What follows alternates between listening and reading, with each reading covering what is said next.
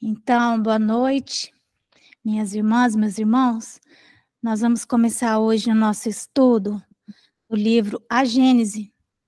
Mas antes, nós vamos ler o Evangelho, a Rosalva vai ler para nós, depois vai fazer nossa oração para preparar nosso ambiente. Pode ser, Rosalva? Pode começar a ler? Tranquilo. Então, do capítulo 8, item 20, bem-aventurados que têm fechado os olhos. Meus bons amigos, para que me chamastes? Terá sido para que eu imponha as mãos sobre a pobre sofredora que está aqui e a cure? Ah, que sofrimento, bom Deus! Ela perdeu a vista e as trevas a envolveram. Pobre filha, que ore e espere. Não sei fazer milagres, eu, sem que Deus o queira. Todas as curas que tenho podido obter e que vos foram assinaladas, não as atribuais a senão aquele que é o Pai de todos nós. Nas vossas aflições, volvei sempre para o céu o olhar e dizei do fundo do coração: meu Pai, curai-me, mas faze que minha alma enferma se cure antes que o meu corpo, que a minha carne seja castigada, se necessário, para que minha alma se eleve ao teu seio, com a brancura que possuía quando a criastes. Após essa prece, meus amigos, que o bom Deus ouvirá sempre, dadas vos serão a força e a coragem, e quiçá também a cura que apenas timidamente pedistes em recompensa da vossa abnegação. Contudo, uma vez que aqui me acho, numa assembleia onde principalmente se trata de estudos, dir-vos-ei que os que são privados da vista deveriam considerar-se os bem-aventurados da expiação. Lembrai-vos de que o Cristo disse convir que arrancasseis o vosso olho se fosse mau, e que mais valeria lançá-lo ao fogo do que deixar se tornasse causa de vossa condenação. Ah, quantos há no mundo que um dia nas trevas maldirão o terem visto a luz? Ó sim, como são felizes o que, por expiação, veem a ser atingidos na vista. Os olhos não lhe serão causa de escândalo e de queda. Podem viver inteiramente da vida das almas. Podem ver mais que vós que tendes límpida a visão. Quando Deus me permite descerrar as pálpebras a algum desses pobres sofredores e lhes restituir a luz, digo a mim mesmo: alma querida, por que não conheces todas as delícias do Espírito que vive de contemplação e de amor? Não pedirias, então, que se te concedesse ver imagens menos puras e menos suaves do que as que te é dado entrever na tua cegueira. Ó bem-aventurado cego que quer viver com Deus. Mais ditoso que vós, que aqui estáis, ele sente a felicidade, toca e vê as almas, e pode alçar-se com elas às esferas espirituais que nem mesmo os predestinados da terra logram divisar. Abertos os olhos, estão sempre prontos a causar a falência da alma. Fechados, estão prontos sempre, ao contrário, a fazê-la subir para Deus. Crede-me, bons e caros amigos, a cegueira dos olhos é muitas vezes a verdadeira luz do coração, ao passo que a vista é, com frequência, o anjo tenebroso que conduz à morte. Agora, algumas palavras dirigidas a ti, minha pobre sofredora. Espera e tem ânimo. Se eu te dissesse, minha filha, teus olhos vão abrir-se, quão jubilosa te sentirias. Mas quem sabe se esse júbilo não ocasionaria a tua perda? Confia no bom Deus, que fez a ventura e permite a tristeza. Farei tudo o que me for concedido a teu favor, mas a teu turno, ora, e ainda mais, pensa em tudo quanto acabo de dizer. Antes que me vá, recebei todos vós que aqui vos achais reunidos, a minha bênção. Vianney Curadars, Paris, 1863. Tem uma nota aqui. Quando uma aflição não é consequência dos atos da vida presente, deve-se de buscar a causa numa vida anterior. Tudo aquilo que se dá o nome de caprichos da sorte, mas não é do que efeito da justiça de Deus, que não inflige punições arbitrárias, pois quer que a pena esteja sempre em correlação com a falta. Se por sua bondade lançou um véu sobre os nossos atos passados, por outro lado, nos aponta o caminho, dizendo: quem matou a espada, pela espada perecerá. Palavras que se podem traduzir assim: a criatura é sempre punida por aquilo em que pecou. Se, portanto, alguém sofre o tormento da perda da vista, é que esta lhe foi causa de queda. Talvez tenha sido também causa de que outro perdesse a vista, de que alguém haja perdido a vista em consequência do excesso de trabalho que aquele lhe impôs, ou de maus tratos, de falta de cuidados, etc. Nesse caso, passa ele pela pena de talião. É possível que ele próprio, tomado de arrependimento, haja escolhido essa expiação, aplicando assim essas palavras de Jesus: se o teu olho for motivo de escândalo, arranca-o.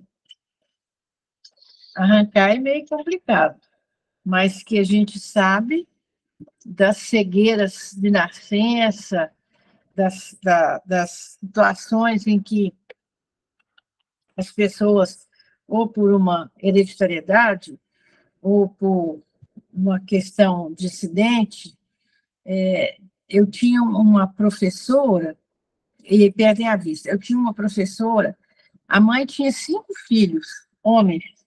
O dia que nasceu a menina, a parteira enganou com a medicação que tinha que pingar nos olhinhos do bebê, que antigamente nascia com os olhos fechados, né, e pingava uma medicação, ela pegou nitrato de prata e pingou no olhinho do bebê. E a única filha ficou cega. E ela era excelente professora. Na minha época, que eu sou bem antiga, nós estudávamos latim. E ela era ótima professora de latim. Aí, agora a gente faz uma correlação. Por que que essa pessoa veio e aconteceu esse acidente? Outros que já nascem realmente cegos, por problemas de sangue, igual eu conheço uma família que tem 3 filhos cegos, e tudo reside no passado, ou mesmo que a pessoa tenha pedido aquilo nessa encarnação para errar menos. Não deixe de ser uma provação muito séria, muito pesada, privar da visão, porque a gente é cercado de tanta beleza, né? Mas que às vezes, como diz aqui na nossa lição, às vezes o olho vai ser motivo de escândalo. Então, se for motivo de escândalo e for prejudicial à elevação daquele espírito, ele vem privado da visão. Mas eu penso que é uma das provas das mais difíceis. Não sei se é porque eu sou muito curiosa e eu acho que eu ia morrer de curiosidade se eu não estivesse enxergando as coisas. Ô, Rosa, deixa eu falar uma coisa. E assim, essa história dessa criança que você contou, meu Deus, eu tô assim, né? Meio passada aqui com isso, porque essa história aí, a minha mãe, ela contava para nós, ela contou muitas vezes. Ela conhecia a família, é uma família muito próxima da nossa família, até que meio parente. E a mamãe sempre falava isso do nitrato de prata, era a única filha, e que ela, então, quando ela se tornou moça, ela fazia tudo dentro de casa, uma filha maravilhosa e tal. E aí hoje, olha que interessante, eu não estava lembrando que o tema era esse. Teve um momento que eu estava ali chorando por causa daquelas coisas lá do ICA, né, aqueles vídeos mais lindo. E aí, de repente, fiquei meio assim, aí alguém me disse assim, aí veio essa história na minha mente, do nada assim, né, dessa criança, dessa menina que se tornou essa pessoa. E aí eu fiquei pensando nela, e aí alguém me disse assim: "Você vai ouvir essa história novamente". Ah, Aí, meu Deus, a chocante, mamãe hein? a mamãe falava isso, essa história para nós sempre, porque ela Quer dizer que era comum acontecer isso, né, Márcia? não, eu acho que é a mesma pessoa. Mas era Rosa, é daqui muito de Belo Horizonte. sim, mas a minha mãe, entenda, a mamãe é assim, ela nasceu em Marília, certo? Ela era professora em Belo Horizonte, essa daí, não é? Era professora de latim em Belo Horizonte, foi minha professora. Pois é, mas, Na muito época, eu devia ter uns 15, 16 anos, e ela hã, devia ter uns 10 anos a mais, né? Hoje eu sim, estou com 75, ela deve estar, se estiver viva, 85. sim. A mamãe que acontece, a minha mãe não morava no Paraná, ela morava muito próxima aí de Minas. Havia assim, meu avô ia muito para ir, sabe, São Paulo, a Sei, mamãe ela é de Marília, sabe Marília, São Paulo? Ela sei, Marília, São Paulo. mamãe nasceu em Marília. Bom, enfim, a história é essa, ela era a única filha, tal, mesma história. A parteira, nitrado de prata, sabe, no olho. E mais o incrível é assim, né, que hoje eu lembrei disso, depois na hora que eu vi o tema aqui, né, o texto que eu fui baixando, aí eu lembrei, e aí você conta a história. Bom, eu sempre soube que você e minha mãe têm vínculos, né, eu acho que é uma forma Aí você pegou e uniu, né, os pontos. e eu fiquei falando hoje da mamãe agora há pouco, né, que a mamãe fica aparecendo lá no ICEA, É, tal. balançando, Não, não, esse aí embalando as o crianças no balancinho balanço. não, essa coisa do balanço, a mamãe estava encarnada ainda, sempre isso É, já acontecia, é. Mas, assim, estou assim, até parei, até acabou meu raciocínio depois disso. Eu acho que essa coisa, acho que existe esse negócio de espírito, viu, gente? Falar uma verdade para vocês, acho que isso é real. Ai, meu Deus, que Chico já falou que coincidências não existem, né, Márcia? não, mas assim, é porque se eu estou contando a história para vocês é uma coisa, agora eu que vivenciei isso hoje, a hora que você começou assim, eu falei: "Não acredito que eu que eu estou escutando essa história da boca da Rosa". É muito legal isso, sabia? É como eles, né, eles se mostram para nós, né, tem que achar mil maneiras, assim, né, de claro que eles sabiam que esse seria o tema, tal, eu é que tinha esquecido, né, tinha esquecido não, Agora, tinha nisso prestado ali a atenção. gente presta atenção que a gente está sendo vigiado e acompanhado É, o tempo todo, né. o todo. E aí ainda falaram: "Hoje você ainda vai ouvir essa história". Pode ser que seja outra pessoa, mas eu tô achando coincidência demais, entendeu? De repente pode até oi, Deise, fala amor. Desculpa, mas Rosa não está em Minas? Tá em Eu estou. Minas. Sua mãe. Sua mãe Não, encarnada, ok? não, Mas mamãe assim, hum, a é, mamãe é desencarnada já, mas quando ela contava essa história para nós, que mas a sua aconteceu mãe é de Minas também? não, a mamãe, ela nasceu em Marília, São Paulo, mas é Sim. próximo. O meu avô ia para essas regiões, entendeu? Ou Aonde seja, Rosa mora? Onde Rosa mora? não, Rosa BH. mora em Belo Horizonte. Quem é Eu, que sabe se essa família não mudou para BH? Não sei, mas pode realmente ser outra história, mas assim, nitrato de prata, é sabe, muita. Não existe, desculpa, Márcia, mas realmente não existem coincidências, e né? é a única filha, tinha e a minha mãe, ela era assim muito, A mamãe é muito guerreira, muito aguerrida, ela se injuriava com tudo, então ela sempre falava assim, que quem tinha que ter sido advogada não era eu, era ela. E ela contava isso sempre assim, muito, né, como que uma coisa daquela tinha, que a mamãe é à frente do tempo dela, que aquilo tinha acontecido, que não sei quem, não sei o que lá. Ela sempre contava com essa ênfase, né? Então, e não com a ênfase espírita, mas enfim, né? Mas aí, gente, então é isso, né? Impressionante. Agora, voltando, né, aqui para o texto. Mais alguma coisa, Rosa, para falar? Não, eu também estou boba de ver isso.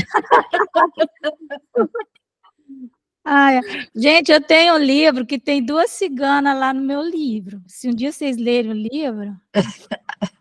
Uma cigana sou eu. Uma cigana é a Rosa, outra cigana é minha mãe. Muito bem. Então, a Deise já vai receber os livros, né, Deise? Bom, gente, então, o que tem a mais para a gente falar nisso, né? Que agora eu perdi até o fio da meada, né? É o seguinte, tem aquele caso também, porque aqui nessa nota está falando da cegueira por expiação, né? Mas tem aquela outra cegueira, né? Que é a que Jesus fala, que ele passa por um cego de nascença, e aí perguntam para ele quem que tinha pecado, se era aquele cego, se era a família, quem é, né, que tinha cometido o erro ali. E aí Jesus fala que ninguém, né, que ele tinha os olhos fechados, né, para que o Espírito Santo, uma coisa assim, se fizesse por ele, ou seja, por força, não havia ali, nesse caso, a presença da lei de causa e efeito. A alma havia escolhido aquela escuridão para ela se autoiluminar, né? Talvez fazer esse trabalho interno de uma forma mais, como ele diz, né? Porque o Curadars, né? Ele fala sobre isso, né? Que se pudesse imaginar a pessoa cega, as coisas que ela consegue ver, né? Mas lógico que não é qualquer cego, mas aquele cego que consegue compreender, né? E fazer esse autoencontro, né? Se internalizar mais, fazer o trabalho que a gente chama de trabalho interno, de autoiluminação. Porque quem vê, na verdade, os olhos do corpo veem as coisas materiais, mas nós temos um terceiro olho, né, que é a glândula pineal, e é ali, porque como é que a gente ia ver o sonho, né? Não é? E a gente vê, né, as imagens do sonho e tudo. Então, através do quê? Quando a pessoa vê um espírito, ela às vezes está com o olho fechado, e ela está vendo. Às vezes tem que abrir o olho. Parece que quando a gente enxerga um espírito, a gente está com o olho fechado, parece que a gente está enxergando na testa, não é? Dentro da cabeça, né? É algo assim, não é? É interessante, é numa outra dimensão mesmo que a gente avança. Então, o cego vai ter muito mais facilidade, eu penso, né? Porque o que acontece, né? Os nossos sentidos, eles interagem, eles estão interligados. Tanto que quando a pessoa fica cega, ela aguça outros sentidos, né?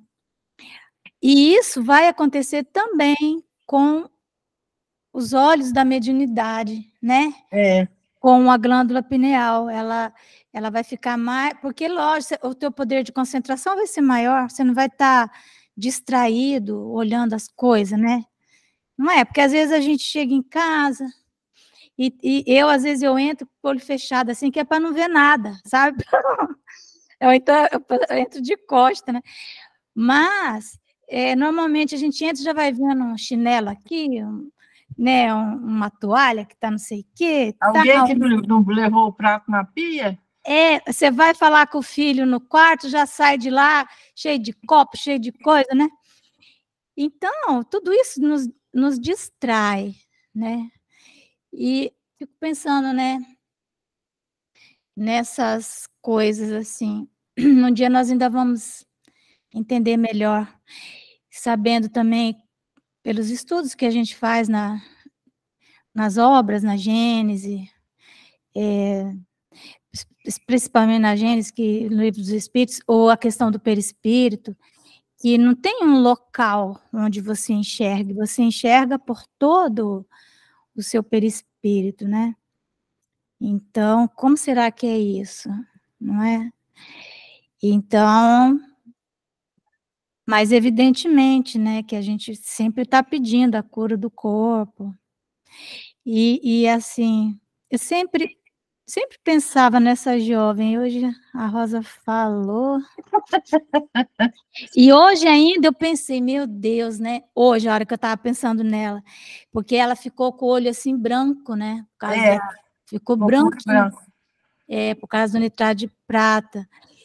Eu revi toda a história que a mamãe contava, e aí eu pensava, hoje era só fazer um transplante de córnea, né? Que ela não tinha nenhum problema, né? Mas ali está, né? Vai saber o que Deus tinha para ela, né? A programação de cada um, né? De cada um, né? É isso. E também tem aquele tenor lá, italiano. O Bocelli. Andrea Bocelli. Andrea Bocelli. Ele parece que foi uma bola, né, que bateu. Ele enxergou até 12 anos, né? Aí levou uma bolada, né? É muito pior, né? Quando você já enxergou, aí perder. Mas ele parece, assim, muito resolvido, né? Parece, né? Com relação a isso. Enfim, crianças. Alguém quer falar mais alguma coisa? Ou a Rosa faz a nossa oração? Vamos orar, né?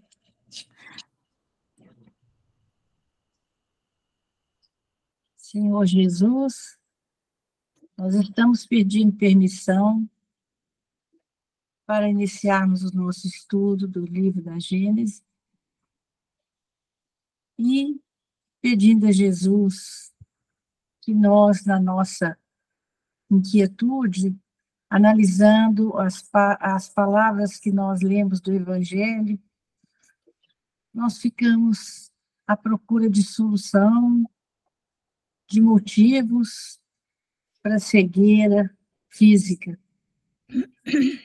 E assim, Jesus, nós às vezes não conseguimos explicar o porquê de determinadas coisas que acontecem, de acidentes, de criaturas que nascem cegas. Pior que isso é a cegueira do espírito, aquela que não quer enxergar as mudanças que têm que ser feitas na própria vida, que tem que ser feito em torno de si mesmo, para mudar a vida daqueles que estão ao nosso redor. Nos auxilia, Jesus. Ilumina a nossa mente, clareia o nosso entendimento, para que a gente possa, Jesus, se afinizar com a espiritualidade superior, buscar sair dessa escuridão e buscar a luz. Buscar afinizar com a espiritualidade que vem trazer para nós intuições, motivação, luz para nós. Nos auxilia, Senhor, na nossa cegueira de espírito. Rogamos a Jesus que nos abençoe no nosso estudo de hoje, que possamos absorver as lições que a Márcia vai nos trazer e que a doutrina do Cristo possa resplandecer dentro do nosso coração. Que assim seja. Que assim seja. Graças a Deus. Então, vamos lá. Nós estamos na Gênese. O quê? Hã? Nós estamos ainda no livro A Gênese, os fluidos. Isso.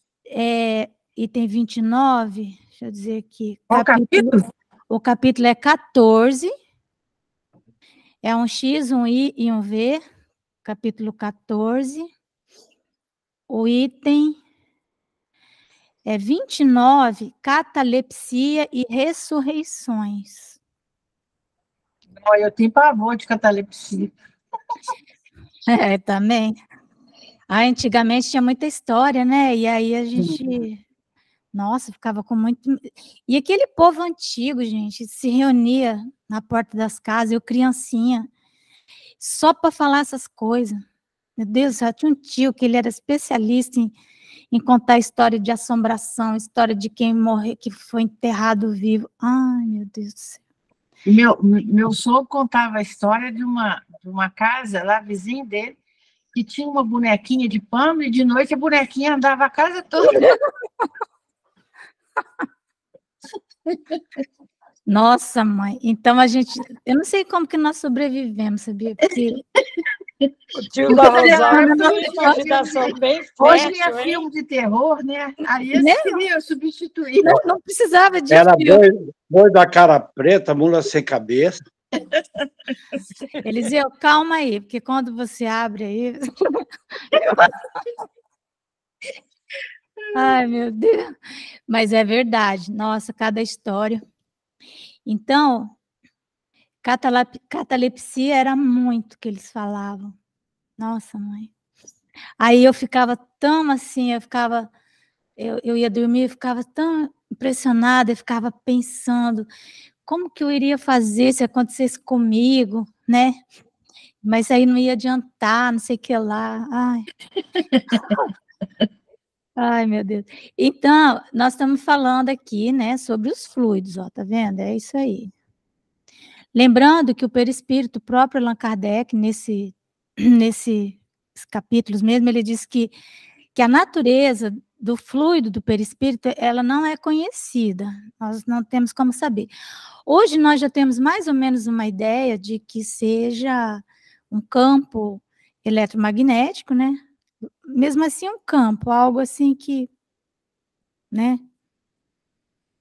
E que esse campo, ele absorve a matéria ali do planeta, né? Onde ele vai fazer as suas experiências. Seja em qual dimensão for nesse planeta, esse campo vai fazer isso, né? Mas ainda não temos muito esse entendimento. Então, vamos lá, item 29. A matéria inerte é insensível, não é? Tanto quando a gente está anestesiado ou está dormindo, né? Profundamente, não sente. O fluido perispirítico igualmente o é, mas transmite a sensação ao centro sensitivo, que é o espírito. Deixa eu ver aqui. As lesões dolorosas do corpo repercutem, pois, no espírito, qual choque elétrico, por intermédio do fluido perispiritual que parece ter nos nervos os seus fios condutores. Que parece ter, vejam, é interessante que Allan Kardec, quando ele não tem certeza, ele deixa aberto, né, para a ciência vir e confirmar. É o influxo nervoso dos fisiologistas que, desconhecendo as relações desse fluido com o princípio espiritual, ainda não puderam achar explicação para todos os efeitos.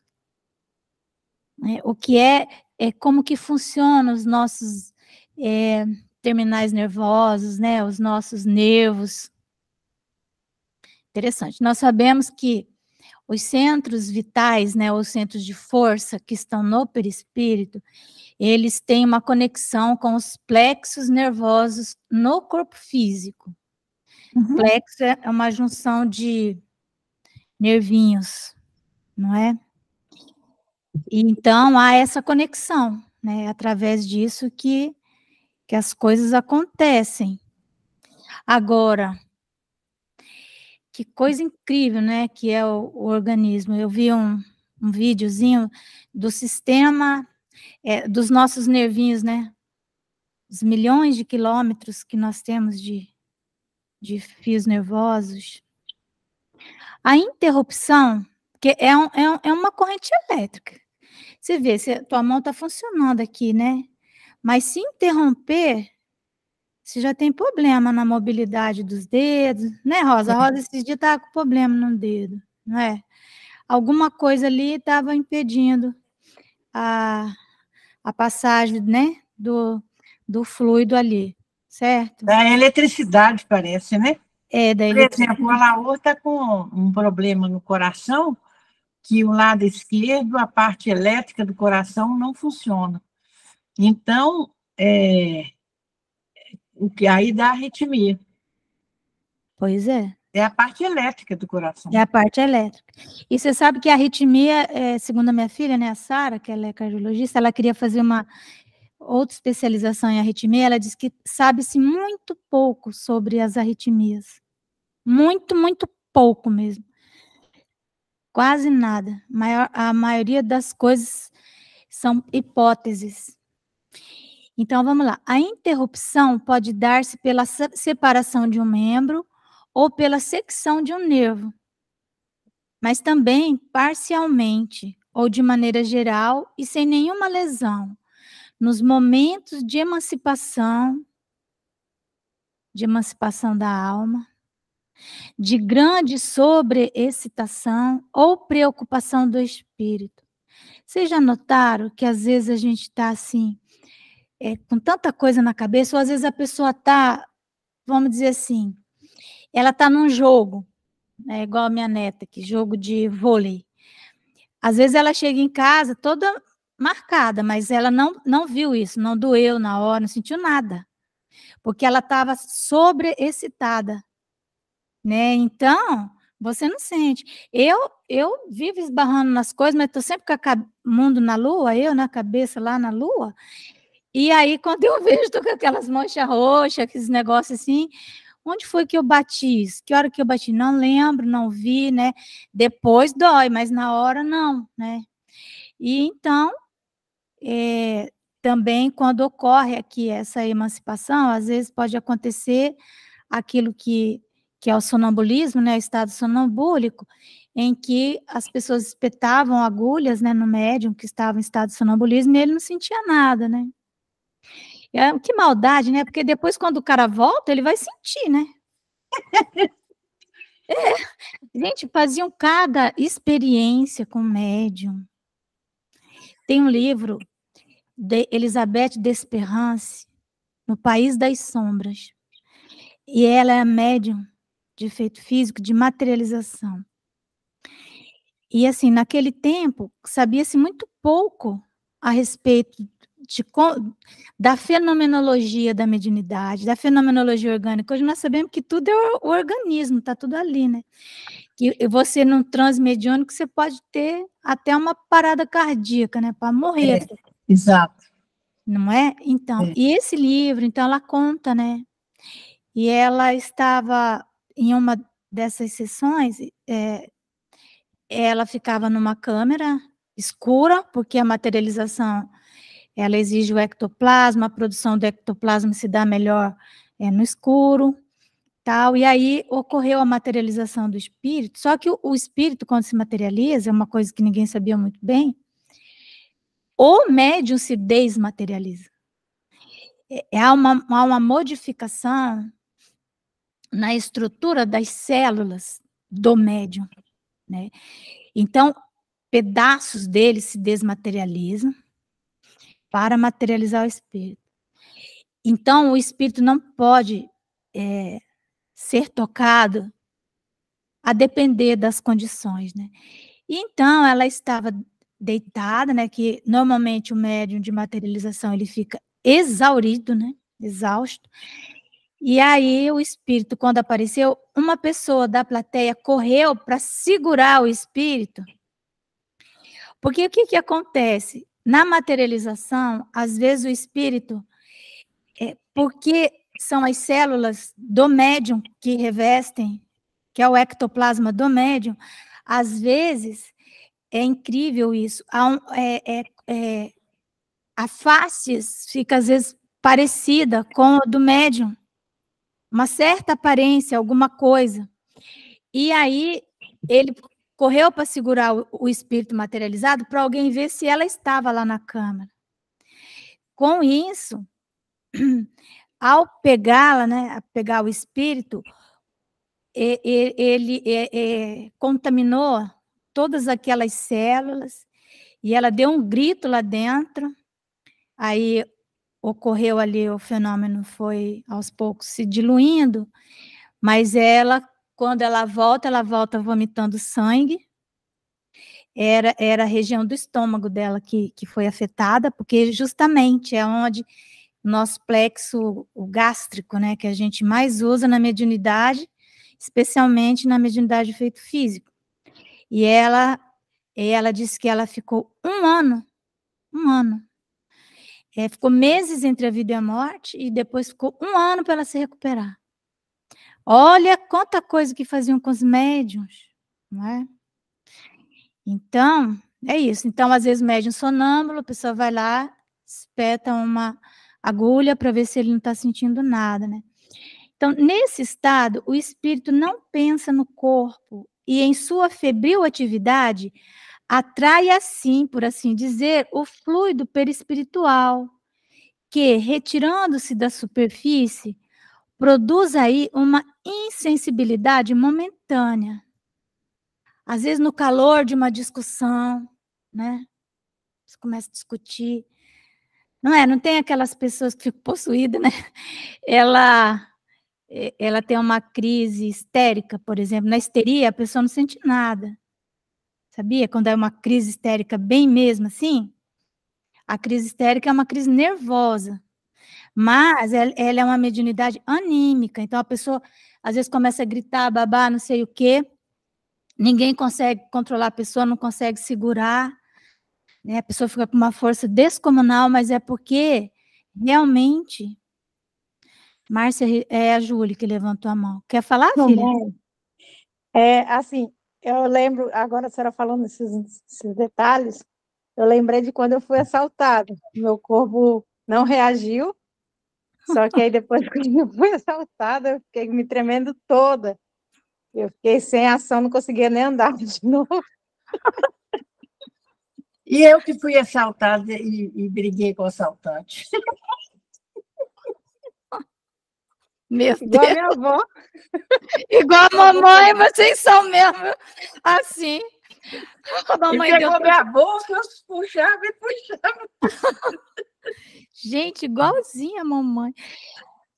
A mamãe deu uma sobrinhada assim no menino que tentava arrancar a bolsa dela. Seu moleque, seu não sei o quê, você podia ser meu neto, você vai trabalhar. Coisa, né? Mas a Júlia, tadinha, você ficou paralisada, né, Júlia? Mas ninguém sabe, né? Antes de paralisar, né, Júlia? Fica mole, né? Realmente Na eu hora a fiquei pessoa fica assim, a gente em não pânico, sabe. sei lá, eu fiquei sem fazer. Porque o que acontece no momento de susto, né, de choque? Há um desdobramento. Isso aí é fatal, né? Isso acontece. Então, é aí que está o perigo, né? Entendeu? Aí ocorre o desdobramento, aí você pode, nesse momento de grande aflição, você pode buscar uma personalidade lá atrás, né? Que é tua, porque isso é anímico. Não é espírito nenhum que incorporou, é da pessoa mesmo. É aquela força anímica dela que ela foi buscar em algum canto, né? Às vezes aquela pessoa calma, a personalidade dela, dessa vida é calma, tranquila. Aí, a depender, às vezes, da situação, uma situação, assim, de extremo estresse, o meu pai, ele falava assim, você não pode escantear uma pessoa, né? O que é escantear, né? Para mim, escantear, não tinha a menor ideia do que era isso, escantear, e eu continuar. É você colocar a pessoa no canto, né? E você não deixar saída para ela. Ele falou assim, uma pessoa escanteada, ela tem a força de um animal feroz, né? Então, você sempre tem que deixar uma saída para o seu adversário. Exatamente. Você vê uma mãe defendendo um filho numa situação, Uhum, não é? exato. É porque nessa hora... Oi, Deise, fala, amor. Fala. O microfone está fechado, Deise. Seu microfone está fechado, amor. Perdão. Quando vocês falaram agora de uma mãe, eu fui defender minha filha, eu bati em 2 pessoas ao mesmo tempo. As pessoas não tiveram nenhuma reação. Eu quase mato por conta da minha filha, mas aí que está. Realmente, nós temos essa reação e é química. Porque a adrenalina, vem o cortisol, e isso, né, mexe com o nosso organismo, que faz justamente isso. Nos deixa alerta e nos deixa também ferozes, né? Porque até os nossos neurônios, os neurônios que eu falo, não o nosso sistema nervoso, né? Porque como ele é eletricidade, ele realmente vai para o pico e nós acabamos tendo essas reações. Porém, Marcinha, quando você falou dessa moça, né, desse caso, né, dessa médium de efeito físico, logicamente que ali o que o rapaz fez foi uma imprudência e foi até para mostrar para nós que isso realmente não poderia mais acontecer. Mas, Márcia, o plano espiritual não tem que proteger os médiums desses na verdade, assim, dessas agressões físicas, porque assim, a gente dá o nosso corpo, a gente empresta nossos fluidos para que haja, né, a comunicação da forma que for. Mas o plano espiritual não deveria, assim, não deveria estar conosco, principalmente protegendo o nosso corpo?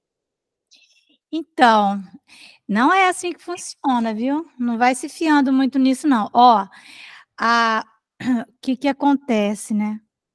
Nós estamos na Terra, mundo, provas e expiações. Ontem eu falei do Antênio, o que ele falou para Alcione.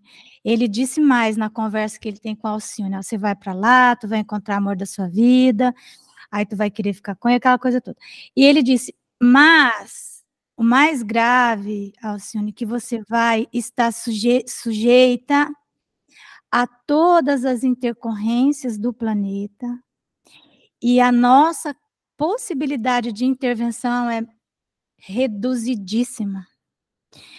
Reduzidíssima. Nós não vamos poder estar ao seu lado o tempo todo. Isso não nos é permitido, entendeu? E então, e tanto que a Alcione, gente, ela sofre muito, né? Quem lê o livro, Renúncia, lembra disso. Mas por que os espíritos não vieram? É porque o fato de você estar na Terra te coloca numa posição de perigo. Não vai morrer ninguém inocente num evento climático. Vai sim. Como não? Vai sim. Então, o que aconteceu com a Elizabeth Desperance? Ela, ao vir, ela sabia que queria, sim, estar sujeita a tudo isso, evidentemente, né? São essas almas que se entregam em holocausto, vamos dizer assim, porque sabe que pode passar por tudo isso. É igual, às vezes, a gente vai fazer um atendimento num ambiente de muito perigo, né? Então, o soldado que vai para a guerra, né? Soldado que vai para a guerra. Então, os espíritos, eles não têm esse...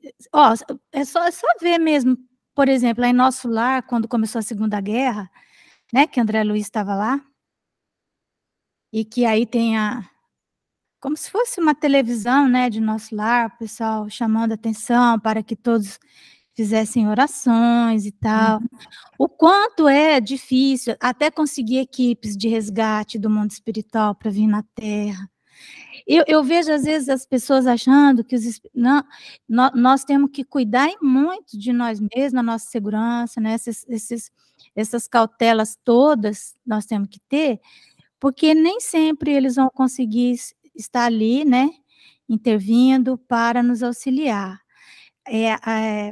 No caso, não só dela, né, de vários outros médiums, por exemplo, cientistas que morrem em experimentos, o casal Kirlian, por exemplo, né, que eles desenvolveram a câmera Kirlian. Kirlian.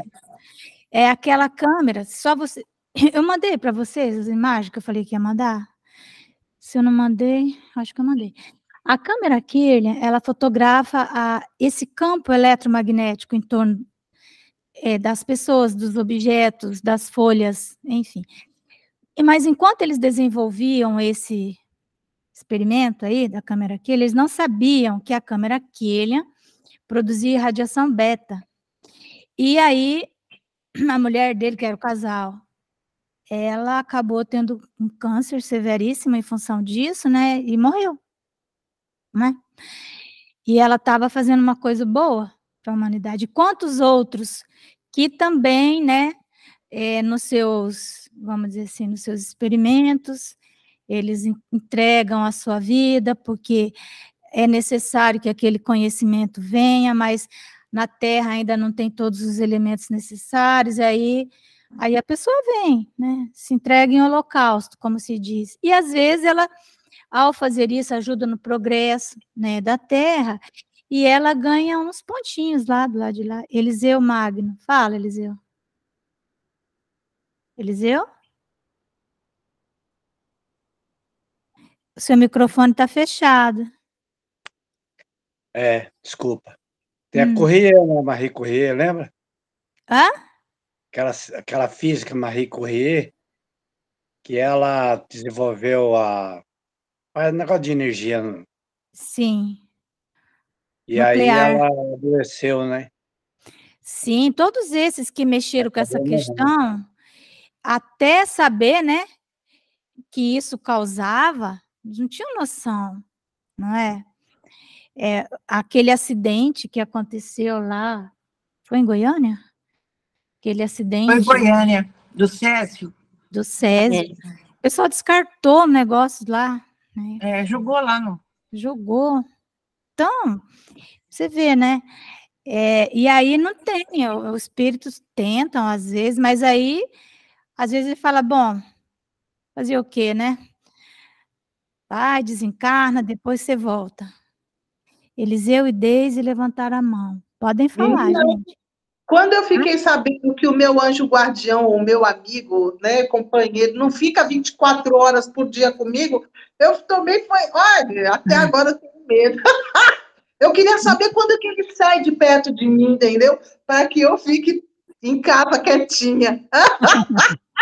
Faz igual eu, pede 2, que aí eles vão revezando em turno. Como é que é? Como é que é? Faz igual eu, pede 2 anjos da guarda, que aí eles vão revezando em turno. Uai, de repente, que é isso? Tu vai pedir 2, alguém vai ficar sem. Olha só, gente. Alguém vai ficar sem. Mas, o meu anjo da guarda anda de muleta. De noite, de dia, de noite. Eu fiquei desesperada. Gente, eu fiquei mesmo. Eu falei, meu Deus, como assim eu vou ficar sem ele? Como que eu vou ficar sozinha? Eu falei, meu pai do céu. Complicado isso, viu? Olha, realmente o anjo da guarda não fica ali, ele fica ligado a nós, né, por fios, né? É igual, hoje a gente sabe, igual um celular está ligado ali no WhatsApp, né? Então, acho que deve ter uma tela lá, ele está vendo tudo que está acontecendo ali, mas ele não tem que ficar ali com a Deise nem com a Márcia, ele está vendo, né, de longe, o que está acontecendo. Se há necessidade, ele intervém, às vezes ele não está perto, ele manda alguém, e às vezes ele deixa acontecer, não, deixa, vai, não tem problema não. E aprendizado. E tem aqueles... O pior é isso, é deixar acontecer. E tem aqueles espíritos que são familiares, eles são meio assim, meio babá mesmo, sabe? Para eles é uma tarefa, não é essa missão de anjo da guarda, sabe? Eles são aqueles espíritos que ficam mesmo dentro da casa ali da pessoa. Não é uma punição, mas como é que eu vou dizer? Deve ser muito ruim você desencarnar e ainda ficar dentro da tua casa tendo que cuidar de filho. Fala a verdade, não é, né? Filho, não sei o quê. E tem um caso de um pai, que a filha era, que eu li em uma das obras, agora não vou me lembrar, mas esse pai, então, ele era o anjo da guarda da filha. Mas ele era esse anjo da guarda, tipo uma babá mesmo, que tinha que ficar prestando atenção nas crises que ela ia ter, para o casamento dela não, sabe, não fracassar e tal, né? E aí Estava ele, até interferindo, então.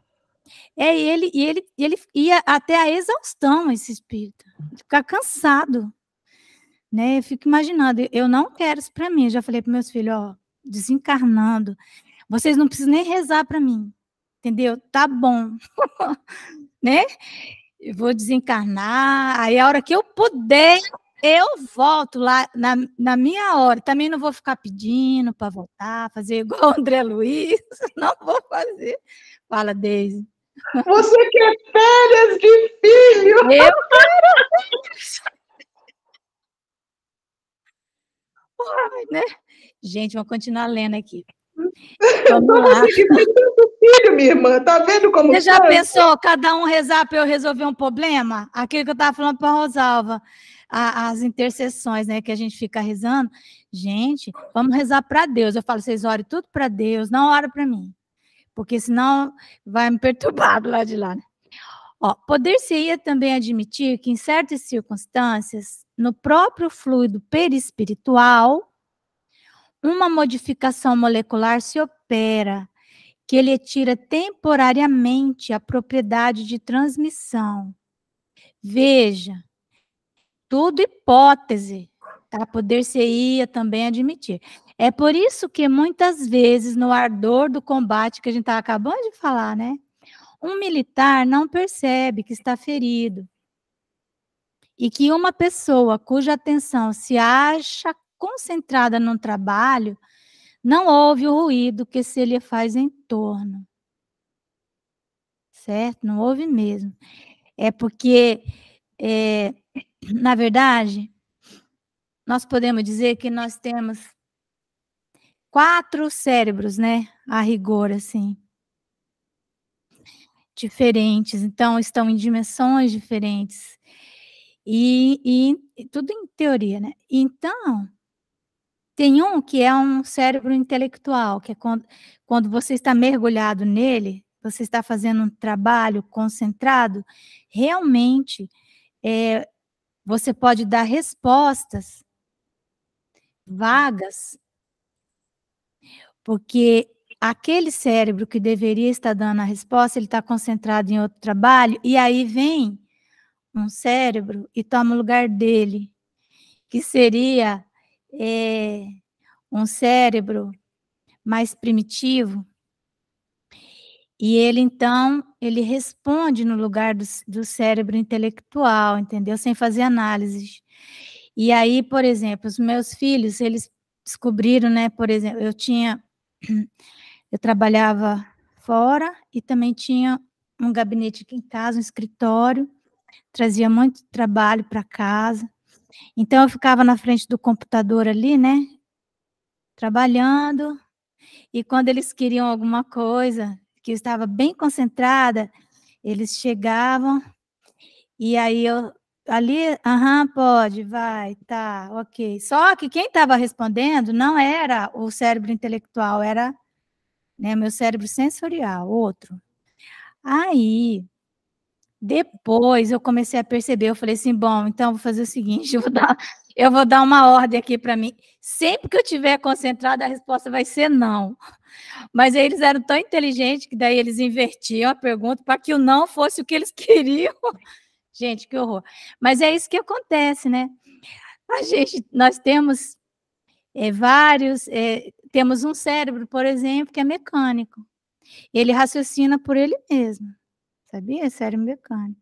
Quando você está dirigindo um carro, no começo, quando você está aprendendo a dirigir, você é o teu cérebro intelectual, né?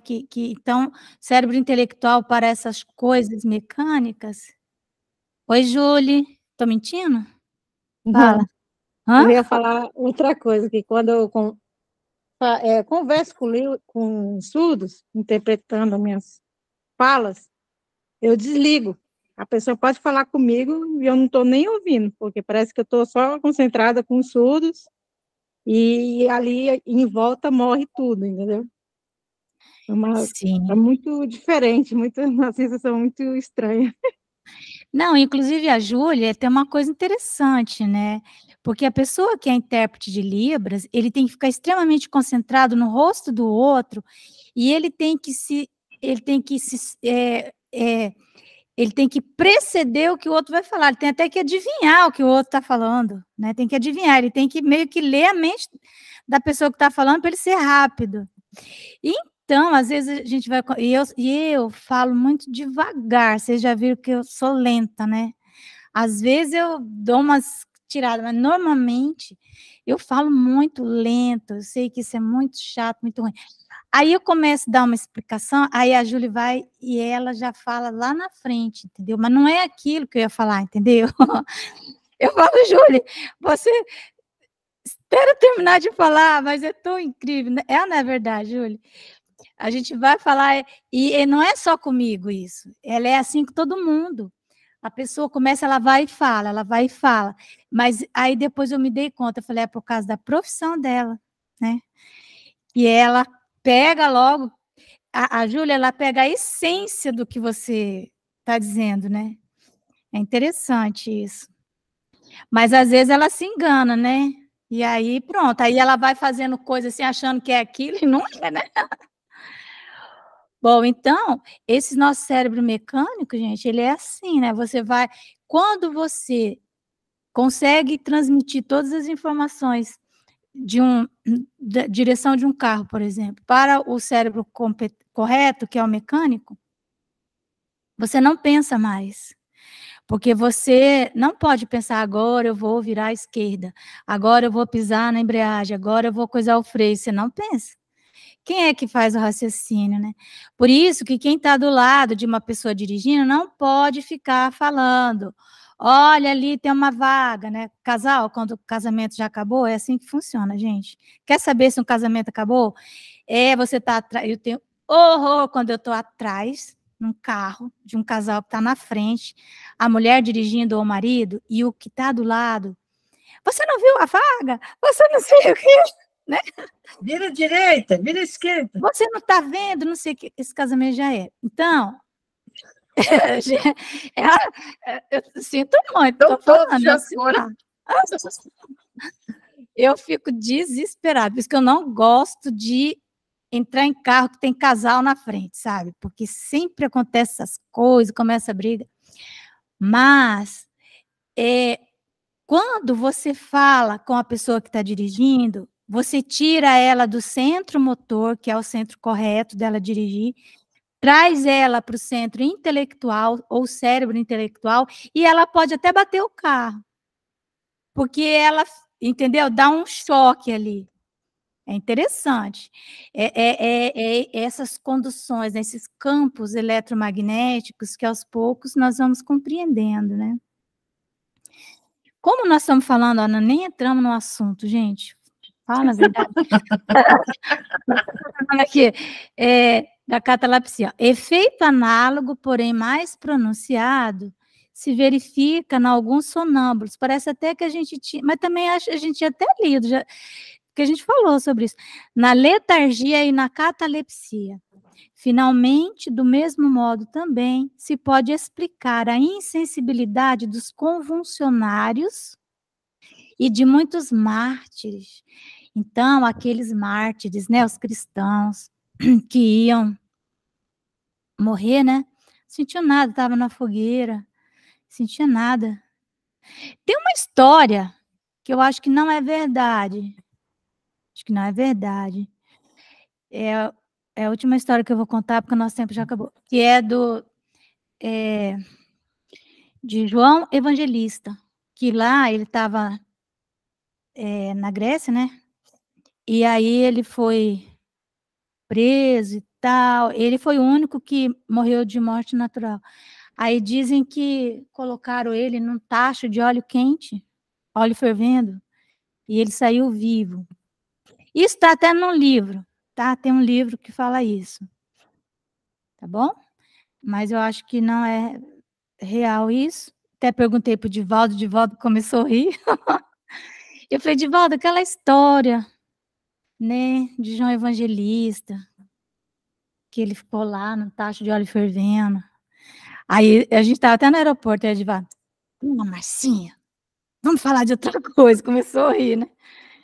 Mas eu acho que isso não é verdade. Mas, enfim, então, aqueles mártires que, né, imagina você estar lá para se morrer na fogueira, coisa horrível, né? Então, se ocorre, assim, um merecimento, né, vai haver essa insensibilidade. E, às vezes, assim, o pavor é tão grande, né, que a pessoa perde, né? Quantas pessoas, não é, que tem um acidente e depois ela não lembra como é que foi o acidente. Exatamente. Então, Ô, Márcio, eu estou achando interessante que parece que isso nós já estudamos, porque tem aqui a leitura seguinte, 31 curas, está com a data de 21/9/23.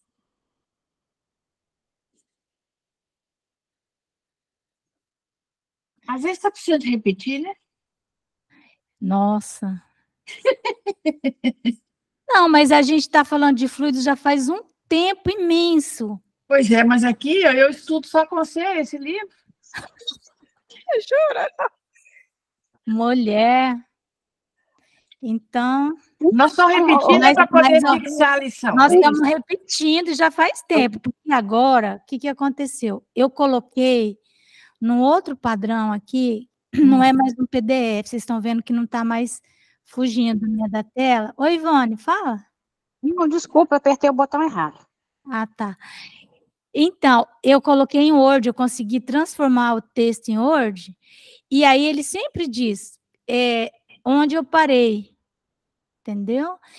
Então, faz muito tempo, então, que a gente... Quando foi a última vez que a gente estudou? Aqui no item 19, foi 31/8/23. Depois, o item 31, 21/9/23. Depois, 26/10, o item 33.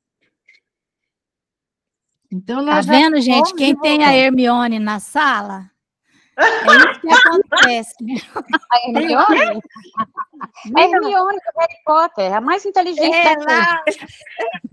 É isso que a Hermione faz com o professor. Inteligente. Mas ela é organizada, minha irmã. Né? Não, é porque eu Ave. faço aqui numa escrivaninha, eu vou anotando a data, né? Então, Tá vendo? Eu mereço mesmo. Mas agora nós vamos repetir. pois é, mas é interessante, porque você Uai. vê quanto assunto surgiu nesse. Não é? É um Não é? livro quântico. Cada vez que você Aliás, lê, eu vou você falar entende uma uma coisa. forma. O que não falta para nós é assunto, fala a verdade. Não. Né? E outra coisa, todo Harry Potter tem que ter uma Hermione, entendeu? Não é? Então, você precisa ter Rosa contigo, minha irmã. Não é? É isso aí. Gente, nós passamos do horário, mas que bom, né? Foi ótimo.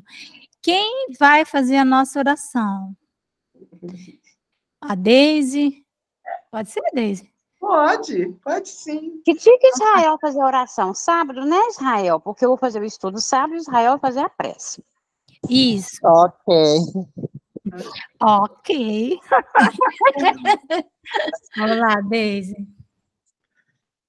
Pai amado, muito obrigada, Senhor.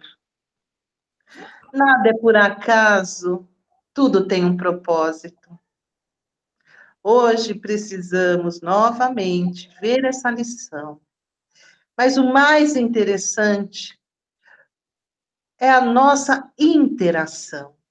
Interação essa que podemos falar de histórias, mas histórias verdadeiras, e que com isso nos leva a ter lições maravilhosas, lições essas de amor, de respeito, de compreensão. Muito obrigada, Senhor, e que possamos ter uma noite de descanso do corpo, mas que nosso espírito possa estar trabalhando em prol do amor. Que assim seja. Graças a Deus. Que assim Sincero, graças a seja.